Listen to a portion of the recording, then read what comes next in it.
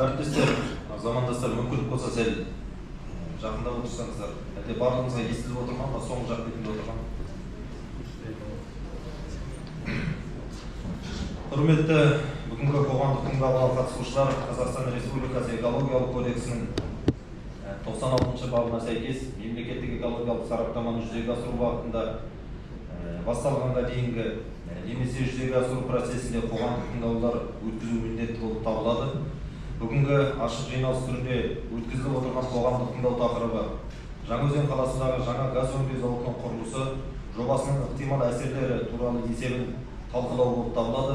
Жоспарланған қызметтің бастамашысы Қазақ газ өңдеу зауыты жауапкершілігі шектеулі серіктестігі, экологиялық жобаны мақсаттаушы мекеме Қазақстан қолданбалы экология агенттігі жауапкершілігі шектеулі серіктестігі. Біріншіден өзімді таныстырып өтейін. Менің аты-жөнім Сәми Әділет Досанұлы. Жаңаөзен қалалық тұрғын үй коммуналдық шаруашылық және тұрғын үй инспекциясы бөлімі мемлекеттік мекемесінің басшысы болып қызмет атқарамын. Жәнегі бүгінгі қоғамдық тыңдаудың төрағасымын. Сонымен бірге хатшы ретінде хатшыны таңдау құқығындамыз. Яғни ұсыныс болса, Кәленов Нұрбол Жасбірлікұлының кандидатурасын ұсынамын. Дауыс берулеріңізді сұраймыз. Хатшы тағайындалды. Қазақстан Республикасы экология, геология және табиғи ресурстар министрлігінің 2021 жылғы нөмір 286 бұйрығымен бекітілген қоғамдық тыңдаулар өткізу қағидаларына сәйкес қоғамдық тыңдаулар аумағында қоғамдық тыңдаулар өткізетін тиісті әкімшілік аумақтың бірлігін, ауылдар, кенттер, ауылдық округтер, әкімі аппараты өкілдерінің төрағалық етуімен қоршаған ортаны қорғау саласындағы уәкілетті орган бірінші санат объектілері үшін көзделіп отырған қызметінің бастамашысымен, оның және де өкілімен және мүдделі жұртшылықтың қатысуымен өткізіледі делінген. Қоғамдық тыңдау мемлекеттік тілде өткізіледі. Дауыс берулеріңізді сұраймыз. Қабылданды. Қоғамдық тыңдау өту барысы регламентімен келісіп алайық. Жалпы қоғамдық тыңдауға қатысушыларды тіркеу өтті. Қоғамдық тыңдау уақытымен басталсын. Қоғамдық тыңдау хатшысы сайланды. Баяндамашыға 15 минут уақыт берілсін. Таныстырылым мен баяндаманы талқылау, қоғамдық тыңдауға қатысушылардың ескертпелері мен ұсыныстарына 20 минут уақыт белгіленсін. Қоғамдық тыңдаулардың қорытындысын шығаруға 5 минут уақыт берілсін. Олай болса, қоғамдық тыңдауды ашық деп жариялаймын. Сөз кезегі экологиялық жобаларды жасақтаушы Қазақстан қолданбалы экология агенттігі жауапкершілігі шектеулі серіктестігінің өкілі Алмаханов Асқарға беріледі. Таныстырылым толығымен біткеннен кейін туындаған сұрақтар бойынша жауап беріледі және ұсыныстарыңыз тыңдалады. Асқар Алмахановқа сөз беріп кезегі берді.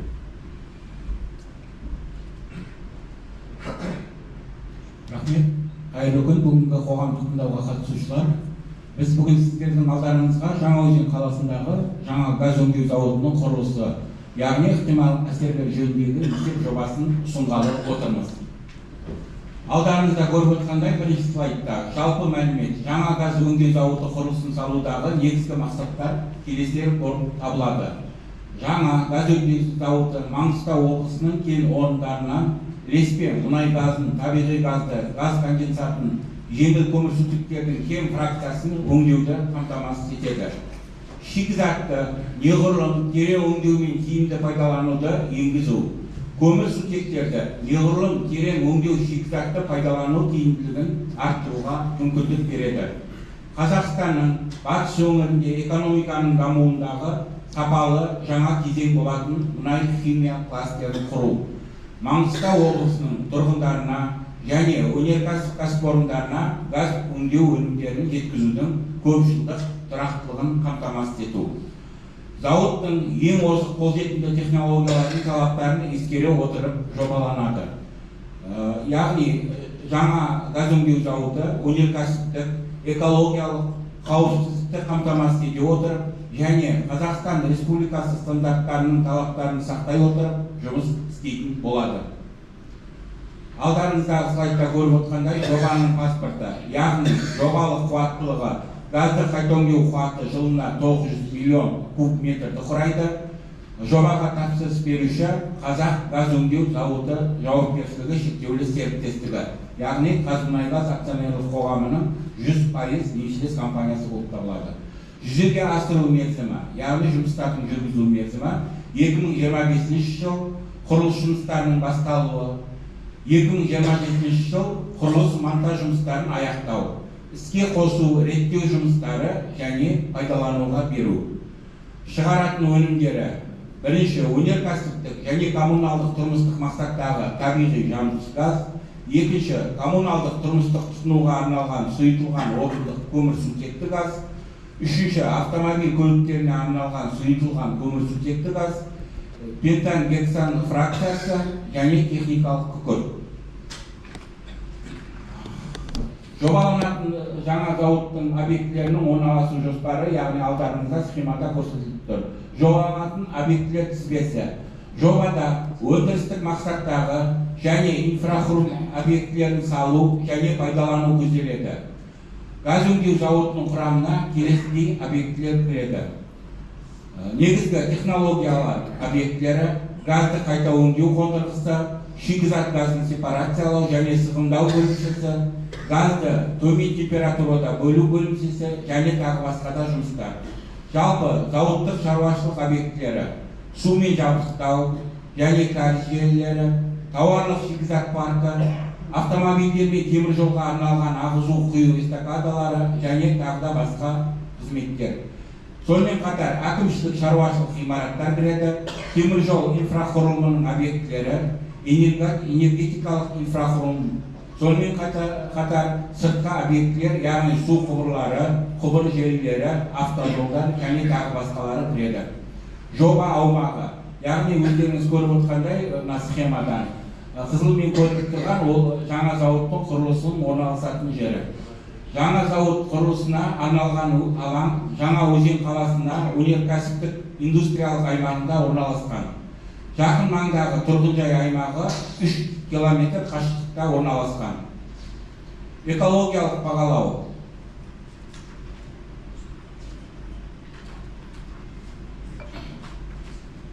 Экологиялық бағалаулар Қазақстан Республикасының экологиялық заңнамасының талаптарына сәйкес орындалды.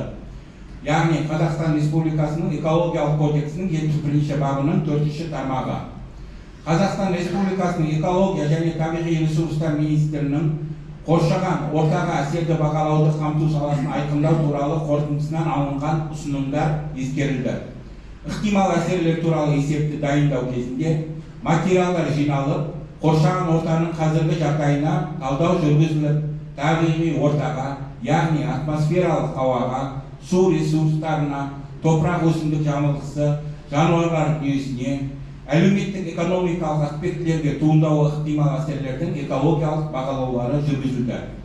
Суды тұтынуда қалдықтар мен сарқынды сулардың пайда болу түрлері мен көлемдеріне ластаушы заттардың ықтимал эмиссиялары айқындалды. Мүмкін болатын төтенше жағдайлар мен олардың алдын алу шаралары бағаланды. Жаңа газ өңдеу зауытының құрылысы аумағына ең жақын су объектісі Каспий теңізі. Оның су қорғау аймағы мен белдеуінен 60 км астам қашықтықта орналасқан. Таңдап алынған құрылыс алаңының ерекше қорғалатын табиғи аумақтарға, мемлекеттік орман қорының жерлеріне, басты орнитологиялық аумақтар мен сулы батпақты алқаптарды қоса алғандағы табиғат пайдаланудың ерекше режимі бар аймақтарына еш кедергісі болмайды. Яғни аталған аймақтарға тиіспейді. Атмосфералық ауаға күтілетін әсерлер. Құрылыс жұмыстары кезеңінде шығарындылардың стационарлық көздерінің жалпы саны 28-ді құрайды. Оның ішінде 8 ұйымдастырылған және 20 ұйымдастырылмаған. Яғни дизель генераторлары, компрессорлар, дәнекерлеу және сырлау жұмыстары, жоспарлау жұмыстары, арнайы техника қозғалтқыштарының, автомобильдердің жұмысы және тағы басқа жұмыстар. Жылжымалы техниканың жалпы саны 450 бірлік, яғни бұл жерде құрылыс пен пайдалану кезіндегі жалпы сан көрсетілген. Бұл ретте құрылыстың барлық кезеңінде жанар жағармайды тұтыну 5750 тоннаны құрайды. Қауіптіліктің бірінші 4-ші сыныптарына жататын 34 ластаушы заттардың атауы анықталды. Құрылыстың барлық кезеңінде ластаушы заттардың шығарындыларының жалпы көлемі 83 тоннаны құрайды. Пайдалану кезеңінде шығарындылардың стационарлық көздерінің жалпы саны 110-ды құрайды. Оның ішінде 18-і ұйымдастырылған және 92-сі ұйымдастырылмаған. Яғни газ турбиналары, термиялық тотықтырғыш, жылыту пештері және қондырғылары тағы басқалар. Ластаушы заттардың шығарындыларының жылдық жиынтық көлемі жылына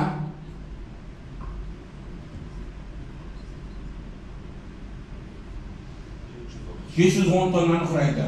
Қауіптіліктің бірінші 4-ші сыныптарына жататын ластаушы заттардың 40 атауы анықталды. 10 ластаушы заттардың жиынтық әсерге ие және жиынтықтың 8 тобын қалыптастырады.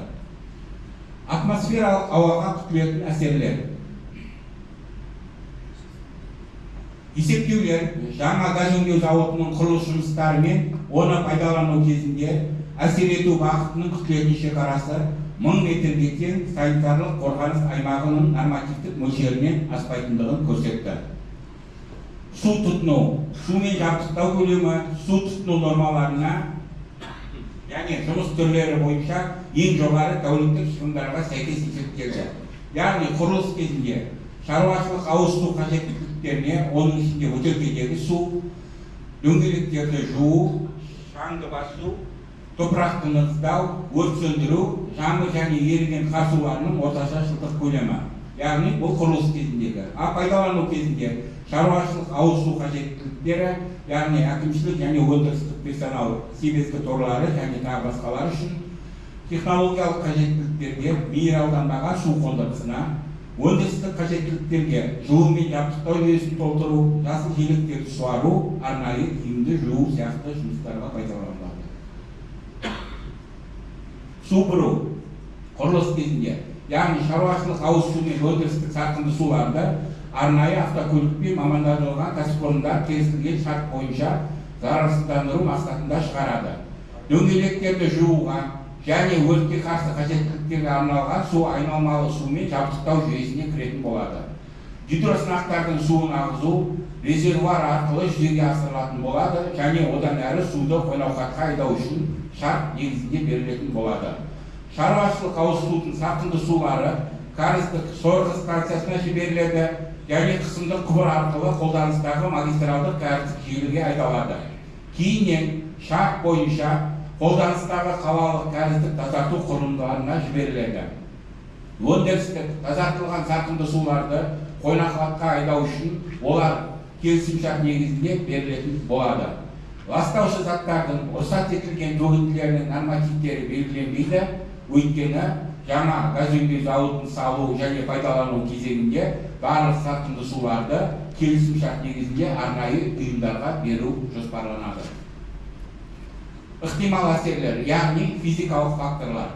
Жаңа газ өңдеу зауытының құрылысы мен оны пайдалану кезінде қоршаған ортаға ықтимал елеулі әсер етудің негізгі факторы шу болып табылады. Шудың таралуына жүргізілген есептеулер нәтижелері шудың ең көп деңгейі күтілетін құрылыс жұмыстары кезінде, яғни 770 метрден астам қашықтықта дыбыс деңгейі 55 децибелден, яғни күндізгі шекті рұқсатымен деңгейден аспайтынын көрсетеді. Пайдалану кезінде шу көздері мыналар болып табылады: өндірістік жабдықтар, темір жол және автомобиль көлігі, ұйымдастыру және техникалық іс-шараларды ескере отырып, жабдықтың акустикалық сипаттамаларын талдау негізгі өндірістік қуаттардың жұмысы кезінде тұрғын аймақтағы шу деңгейі белгіленген нормативтерге сәйкес келетінін көрсетті. Жақын маңда табиғи орта компоненттеріне әсерді бағалау қорытындылары. Әсерлерге жүргізілген бағалаулар қоршаған ортаға туындауы ықтимал әсерлерді анықтады. Яғни атмосфералық ауа, ластаушы заттардың шығарындылары, газ тәрізді және қатты заттармен ластану, су объектілері, жер үсті суларына әсер ету күтілмейді. Ең жақын су объектісі Каспий теңізі, жаңа айтып өткендей 60 км астам қашықтықта орналасқан.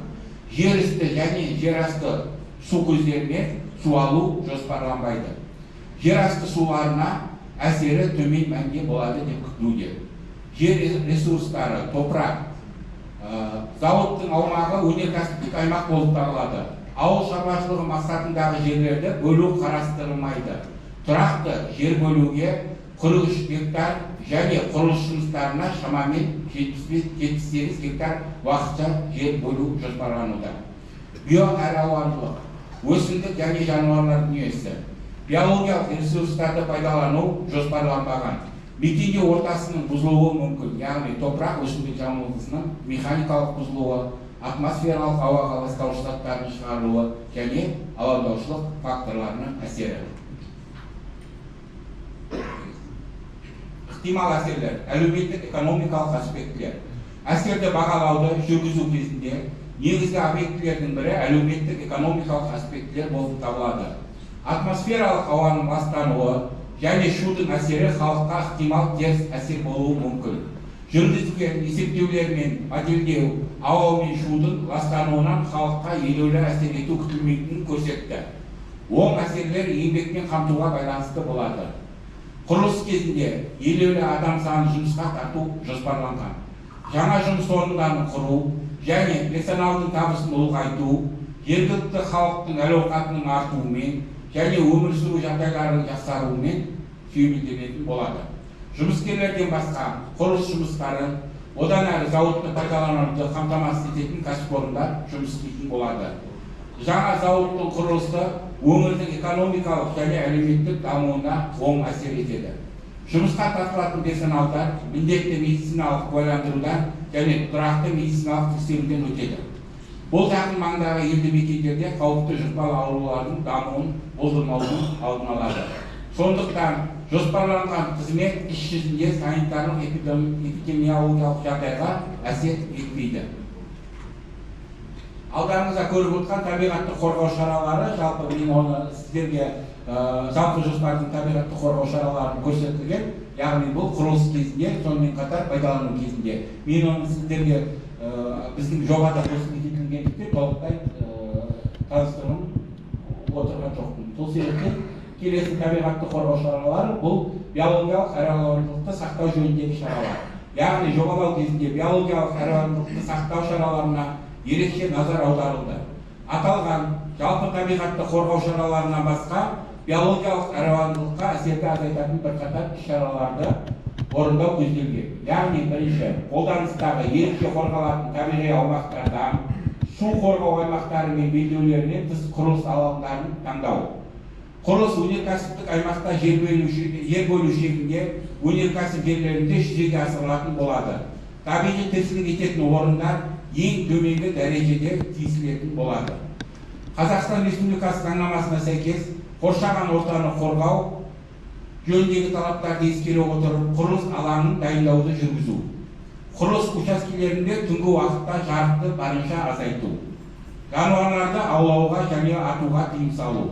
Құрылыс учаскелерінде жануарларды асырауға, тамақтандыруға немесе ұстауға жол берілмейді. Құрылыс алаңына іргелес аумақтарды таза ұстау. Жануарлардың қазылған орларға түсу ықтималдығын төмендету үшін орларды ашық түрде ұстау ұзақтығын қысқарту. Пайдалану кезінде орынжайларды тиісті дыбыс оқшаулауды көздейтін көлемдік жоспарлау шешімдерін жобалау. Жануарлардың өздеріне қауіп төндіретін объектілерге кіруін болдырмау. Жануарлардың опат болуының алдын алу және шаңдануды бәсеңдету мақсатында автокөліктердің жылдамдық режимін бақылау. Бөлінген жерлерді қалпына келтіру жөніндегі іс-шараларды орындау. Өндірістік экологиялық бақылау, яғни мониторинг. Экологиялық кодекске сәйкес Қазақстан Республикасының бірінші, екінші санаттағы объектілердің операторлары өндірістік экологиялық бақылауды өндірістік экологиялық бақылау бағдарламасы негізінде жүзеге асыруға міндетті. Өндірістік экологиялық бақылау бағдарламасына ұсыныстар, ықтимал әсерлер туралы есептен берілген. Өндірістік экологиялық бақылау маңызды табиғат қорғау шараларының бірі, ал өндірістік мониторинг өндірістік экологиялық бақылаудың элементі болып табылады. Өндірістік экологиялық бақылаудың негізгі міндеті өндірістік қызметтің табиғи ортаға теріс әсерінің алдын алу, азайту және жою жөнінде уақытылы шаралар қабылдау мақсатында деректерді жинау, тұрақты бақылаулар жүргізу, кәсіпорынның қоршаған ортаның жай-күйіне әсерін талдау және бағалау жүргізу болып табылады. Шешімдер: қоршаған ортаға әсерді бағалау жұмыстарының көлемі заңнама талаптарына сәйкес келеді. Яғни, ықтимал әсерлер есебінде әсер етудің ықтимал түрлері талданып, экологиялық бақылауды мониторингті ұйымдастыру бойынша ұсыныстар берілді.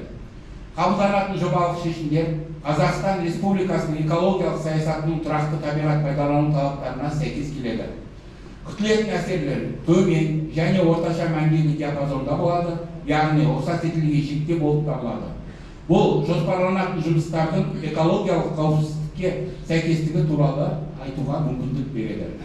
Көзделген табиғат қорғау шараларының кешенін орындаған жағдайда жоспарланған қызмет нәтижесінде туындайтын қоршаған ортаға әсер ету аудан экожүйесінің жай-күйіне және әлеуметтік экономикалық аспектілерге қайтымсыз зардаптар тигізбейді. Жобалық шешімдерді іске асыру белгіленген тәртіптерді сақтай отырып және келесідей шарттарды міндетті түрде орындау барысында мүмкін болады.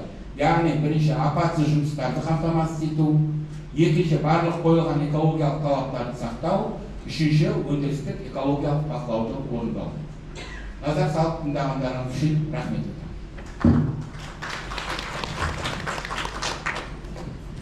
Рахмет. Енді жиынға қатысушылар баяндамашы Алмахан Асқарға сұрақтар бойынша ұсыныстарыңыз бар болса, сұрақ қою мүмкіндіктеріңіз бар, жауап беретін болады. Қазір енді баяндамасын өздеріңіз жақсы тыңдап шықтыңыздар. Барлығы қамтыған секілді халықтың әлеуметтік экономикалық мәселесіне үлкен оң серпін беретін жоба ретінде танылды. Осы халықтың көптен күткен жобасы қазіргі таңда өздеріңіз білесіздер, осы газға деген біздерде сұраныс өте көп, күннен күнге артып бара жатыр.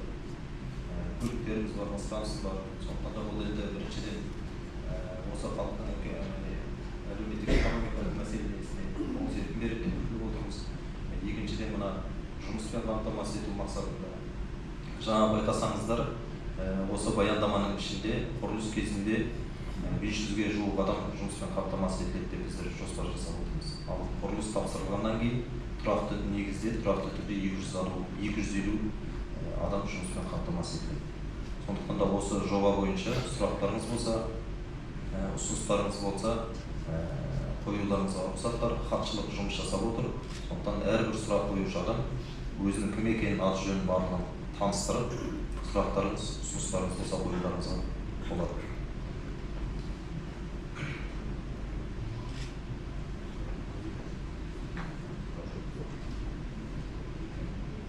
Енді сұрақ жоқ болса, ескертулер болмаса, қоғамдық тыңдауды өткізілді деп тану жөнінде дауыс берулеріңізді сұраймыз жиынға қатысушылар. Сұрақ бар ма? Енді бар болса, ұсыныстарыңыз болса, сұрақтарыңыз болса. Сол барлық штаттық мамандар жергілікті тұрғындардан дайындалсын. Барлық Аты жөніңізді айтып беріңіз, хаттамаға енгізіңіз. Рейнбайлы Қаржаубай, Жаңаөзендік тұрғынның еңбек ардагері. Негізгі мәселе жалпы жергілікті халықтың тұрғындардың әлеуметтік жағдайын шешу бойынша бұрынғы бір кеткен кемшіліктердей сырттан адам тасымай, Шымкенттен, Жамбылдан, Алматыдан тасымай, жергілікті қазір мамандар дайындалып, осы қазақ кәсіпкерлік зауытын жергілікті жастарын ұстасын. Өздеріңіз сияқты. Жақсы, бұл енді хаттамаға енгізілсін, бірақтан да Қаржеке мына мәселені ескеріп кетуіміз керек. Жаңа ұсынысыңыздың арасында айтып кеттіңіз, Шымкенттен анда-мында деп. Бөлінгенді бөрі жететін бар. Олай болатын болса, біздің осы Маңғыстаудың азаматтары сонау Шымкентте, Қарағандыда жан-жақта қызмет жасап жатыр. Біз бір қазақпыз. Әрине маман тапшылығы бар біздерде. Рабочий классқа әрине ол осы жерден қабылданар. Я болмаса басшылық құрамына біздің талабымыз қойып отырған жергілікті әкімдіктің, үкіметтің де тапсырмасы. Ең бірінші мәселе осы мансап орталығы арқылы осы жұмыссыз азаматты, соның ішінде осы Жаңаөзен қаласының жұмыссыз азаматтарын міндеттеп отырмыз. Бұл ұсынысыңыз хаттамаға қосылады, ескеріледі. Ал жаңағы ұсынысыңыз басқа жақтан келмейді дейді. Ол қазірдің өзінде осы зауыттың өзінде қаншама азаматтар жұмыс жасап жатыр. Біздің азаматтар басқа региондарда да жұмыс жасап жатыр. Ол ұсынысыңыз енді негізсіз деп есептейді. Сондықтан жаңағы ұсынысыңызды қабылдадық, міндетті түрде 250 адам осы Жаңаөзен қаласының жұмыссыздыққа тіркелген азаматтарынан біз талап қоятын боламыз. Тағы да ұсыныс сұрақтарыңыз бар болса. Бір мәселе, жаңа бір жерде мен Аманов Тоқберген, Рахат ауылы ардагерлер кеңесінің төрағасы Аманов Тоқберген. Бұл жерде бір экология туралы көбірек айтылды, жан жануар туралы. Солар қанша аумақта жүру, жан жануар ешқандай тиім жоқ, осындай келе береді. Іргеден мына көндірікпен қалса келе беруі мүмкін. Солар қандай тиім салынады, не болмаса соларға қандай зиян бола ма? Соның окружениесі қанша болады? Қоршау. Соны қарастыру керек. Енді бұл жерде өзіңіз білесіз, төңірек, шаруашылық, ауыл шаруашылық, мал шаруашылық бәрі бар. Соны қадағалап, кәдімгі соны бір мына неге енгізсе, ол қалай болады? Ассалаумағалейкум, Жаңаөзен халық тұрғындары. Есімім Жүсіпқали Парманжан Басқояұлы болады.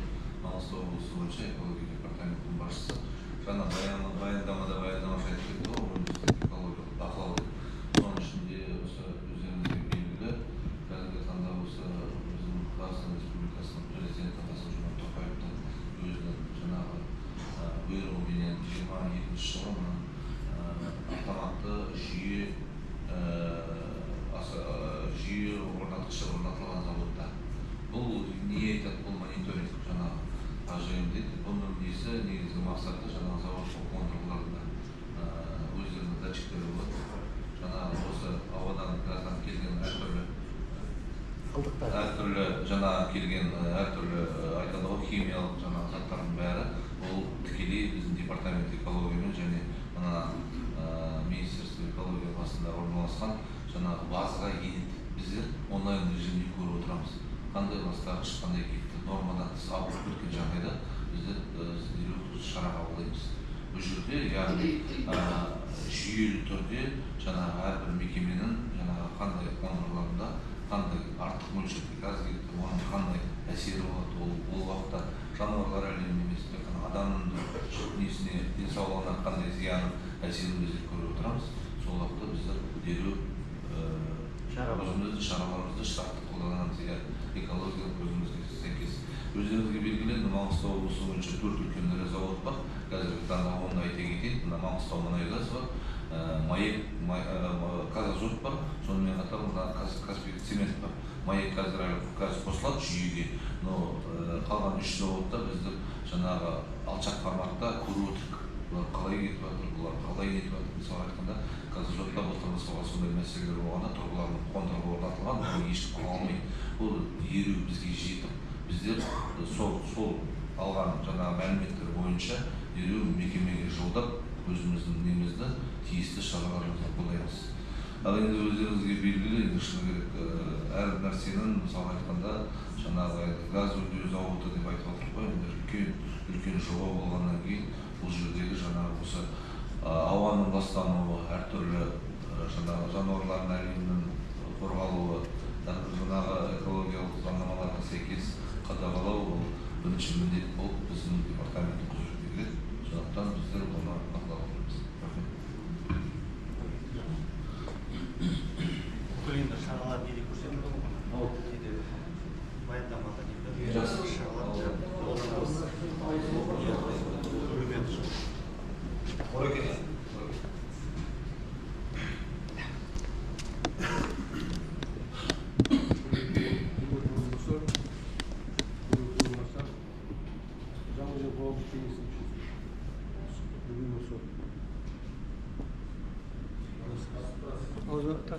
микрофоным дұрыс шықпады. Жігіттер көмектесейік.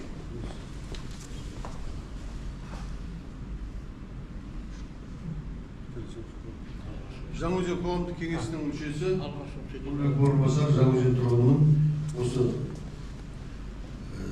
Төле Заматтың осы туы өстіміз Маңғыстауда, Қызылсай айтасымыз. Енді 60 жылдың үстінде осы кен орны ашылғаннан бері көптен бері армандап жүрген зауытын неше жылдан бері істеп келе жатыр. Енді мінекей 60 жылдан өткеннен тағы да зауыт салынайын деп отыр екен. Қуаныштымыз. Сол енді зауыттың қосылатын уақыты қашанға етіп жатыр екен, белгілеп жатыр екен. Бір, сосын өзімізден мұнай тапқаннан кейін кішігірім мини завод дейді ғой. Неге мұнай зауытын ашуға сондай дәл осындай ұсыныс тастағым келеді. Неше жылдан бері айтылып та келе жатыр. Бірақ енді мына өзіміздің қолда барда қандай жоқ деген енді осы ескеріліп, заводымыз ескірді. Жаңадан салынып отырған заводымызға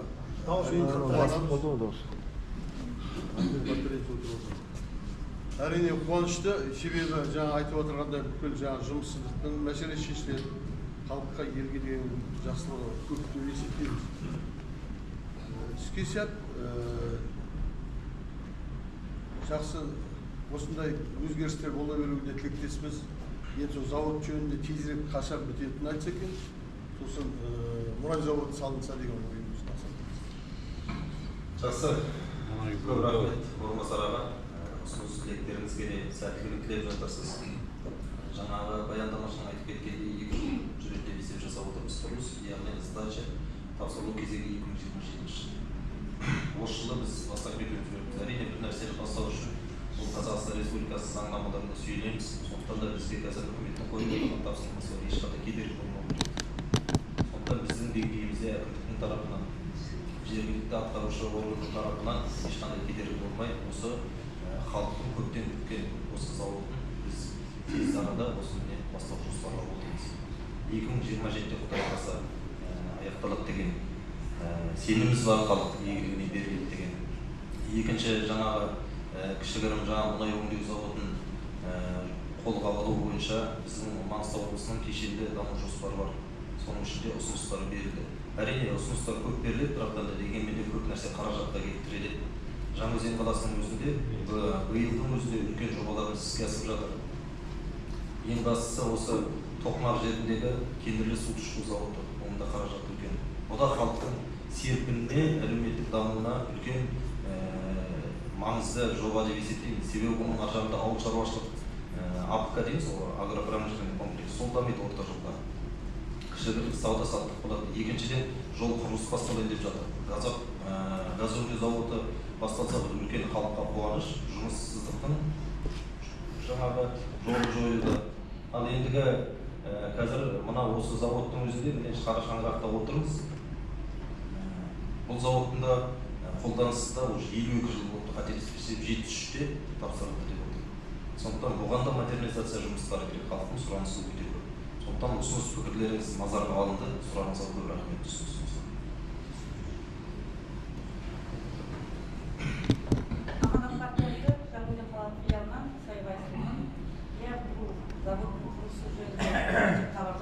Күтіп жүрміз 2024 жылда алғашқы іргетасы қаланғаннан бері енді уақытында басталып, уақытында аяқталып, халық игілігіне жаратуға тілектеспіз. Жаңа Әлиев Тозанұлы айтып кеттіңіз, 200 адам жұмысқа қамту керек. Бұл құрылыс кезінде қамтылатын адам сан айттыңыз ғой. Солай ғой. Құрылыс кезінде 500 адам. Бұл уақытша жұмыс болып табылады. Тапсырмаста берілгеннен кейін, яғни 2020 бұл кезде 250 адам жұмыспен тұрақты жұмысқа қамтылады. Рахмет.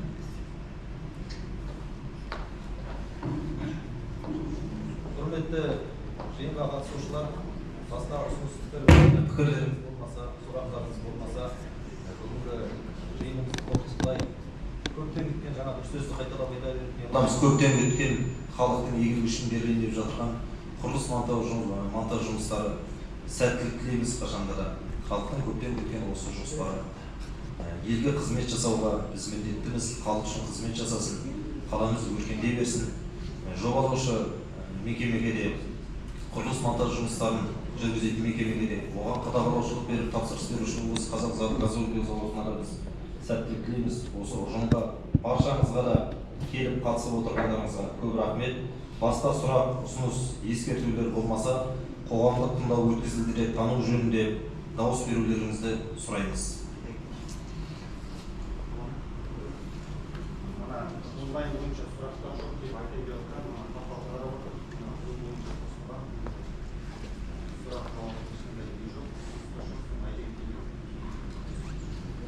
Сіз электронный ондай порталмен ешқандай жоқ қой, да? Иә, жоқ.